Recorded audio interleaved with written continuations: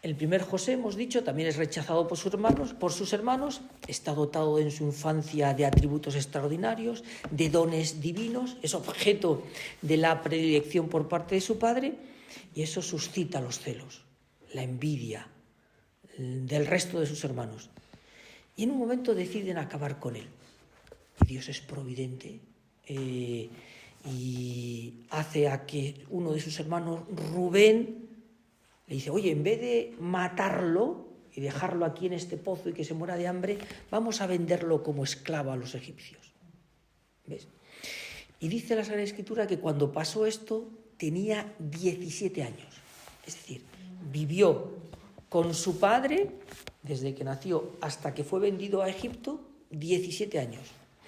Y luego, cuando se va a Egipto, se pasa estas calamidades iniciales y luego se pone al frente de todo Egipto y consigue reunir mucho trigo en sus graneros.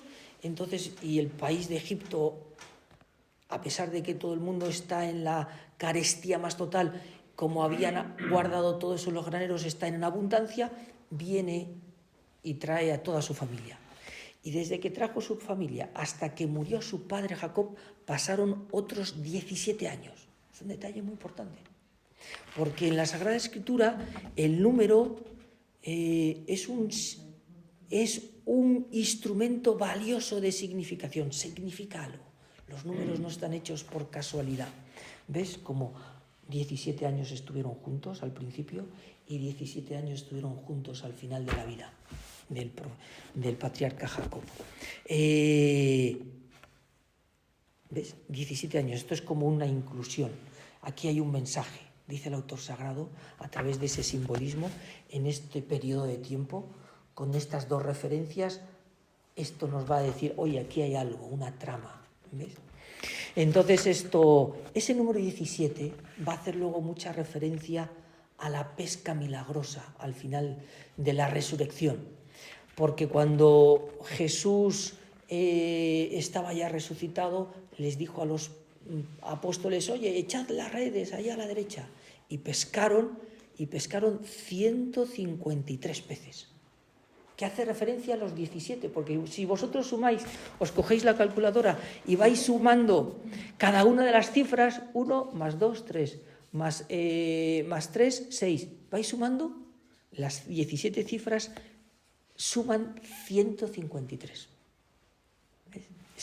Es una referencia muy importante. ¿Qué quiere decir este 17 con ese 153? Pues entonces quiere decir que el autor sagrado presenta a Jesús como el nuevo José, el hijo predilecto de Dios, que fue traicionado, fue vendido por los suyos, que gracias a su muerte y resurrección se convierte en causa de salvación universal. ¿Ves? El autor sagrado sugiere cómo se está realizando la obra de la salvación, de la redención, ¿ves?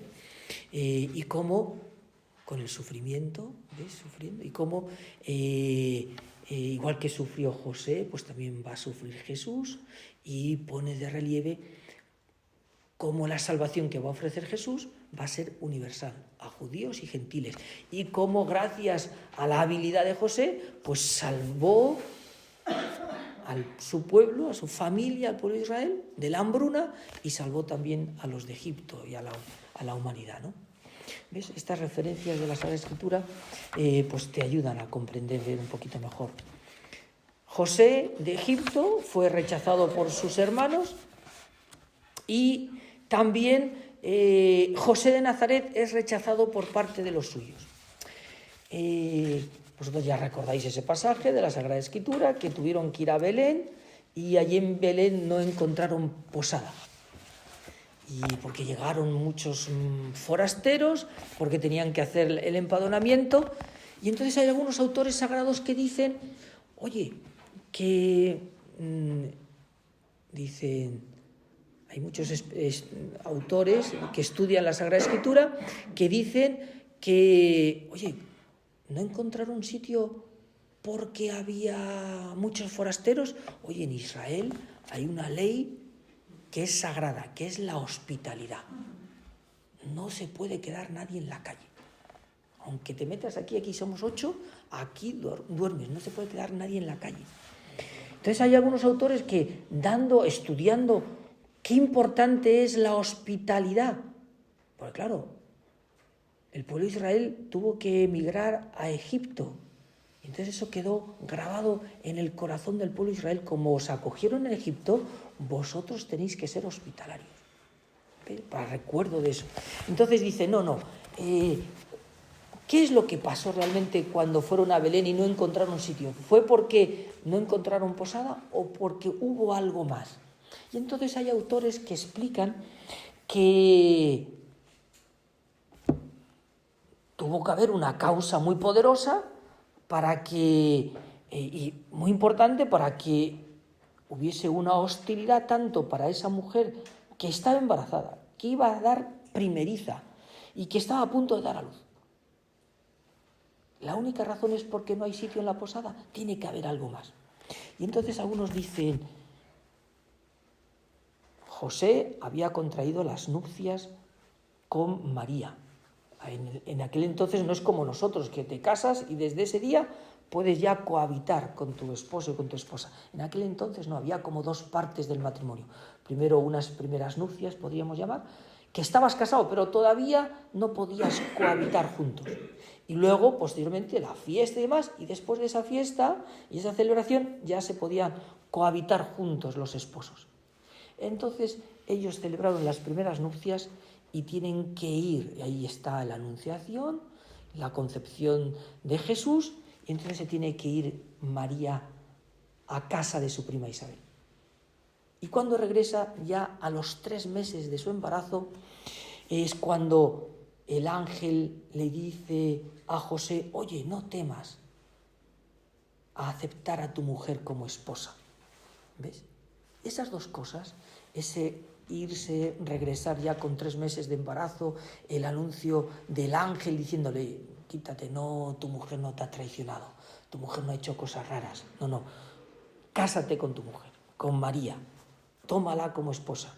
Entonces, claro, eso, para preservar su honor y su santidad, entonces tuvieron que, fue algo como precipitado, tuvieron que romper el riguroso protocolo de los preparativos para invitar a la gente y demás, las fiestas, dispuso la celebración de una mareta inmediata de las bodas, de la segunda parte de las bodas, y eso dice estos autores que esa decisión precipitada en la que no pudieron participar todos provocó posiblemente el endurecimiento de los familiares, de los vecinos de Belén hacia José. ¿Ve? Y además era un hombre justo. Y esa justicia de este hombre santo suscitara susceptibilidad del resto de sus familiares, y entonces se pusieron un poco, podríamos decir, como de uñas contra él. Y entonces llegó el momento de ir a Belén para hacer el censo, y como estaban un poco recelosos, disconformes con la actitud que habían tomado, oye, no nos habéis invitado a la boda, entonces no encontraron lugar para ella, para ubicar a su mujer, ¿no? Bueno, es una explicación que no vamos a tener la certeza de cuál sería la realidad, pero bueno, es una explicación que esto nos dice, nos hace muchas semejanzas con José. Los dos Josés fueron rechazados por sus familiares, por sus hermanos, ¿no? Otra característica entre José de Egipto y José de Nazaret es la fortaleza interior.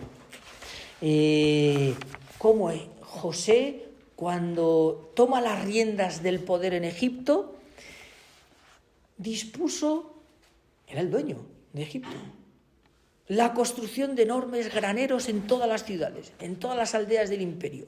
Empleó el erario público, los recursos disponibles de forma exclusiva para estas obras. Y a lo mejor descuidaron otras áreas de la sociedad que a lo mejor otros consideraban más apremiantes. La edificación de un templo, o la profesionalización del ejército, la pavimentación de otras cosas, la agricultura, el comercio. Oye, este hombre viene aquí, un extranjero, y ahora a construir unos graneros. Y entonces, y durante 7 años de abundancia, porque tuvieron 7 años de abundancia y 7 años de carestía. Y durante estos 7 años de abundancia, José se dedicó a construir estos graneros. Pero bueno, este hombre está loco. Claro, la gente no sabía su visión, los sueños que había tenido, la previsión que tenía. Y tuvo que hacer frente a las habladurías, al descontento de la población, que no entendía, nos vamos a gastar todas las energías. Y él, a pesar de eso, un hombre que no fue querido, mantuvo su decisión, su lucidez. ¿Ves? Y no tembló, no dio su brazo a torcer ante la incomprensión. ¿Ves? Supo vivir solo con el solo.